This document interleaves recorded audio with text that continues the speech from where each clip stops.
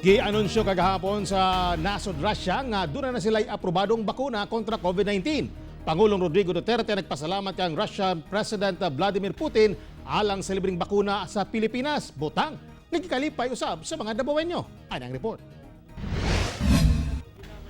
Gikalipay ni Carlito Pabasin ang balitang aduna na'y bakuna kontra COVID-19 tungod apektado na gayud kuno ang iyang panginabuhian tungod sa pandemya. Limitado kuno ang iyang nilihukan. Busa, gamay ra usab ang iyang kitaon. Magpasalamat kog dako sa presidente kay maabot na gid diri ang vaccine kay para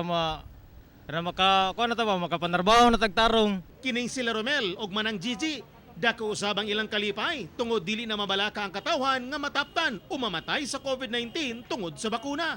Giuyunan po na niya na maabot na ang vaccine karon para ang katawhan sa Mindanao matagaan po og ayuda niya. Maayo kay nanay baksin makakuha na sa mga tao, makatabang na. Nagpadala na og sulat si Pangulong Rodrigo Duterte kang Russian President Vladimir Putin aron pasalamatan kini sa pasalig nga makadawat ang Pilipinas og libreng bakuna.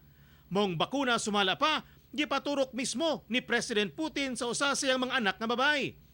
Kung moabot ang bakuna sa nasod, gipasalig sa Pangulo nga siya mismo ang unang magpaturok niini atubangan sa publiko. Ako, pagdating ng bakuna, in public, para walang chat-chat dyan, in public, magpa-injection ako. Ako yung maunang ma-eksperimentuhan. Kauban si Jojo Solarte sa kamera. Ako si Teco Campo para sa One Mindanao.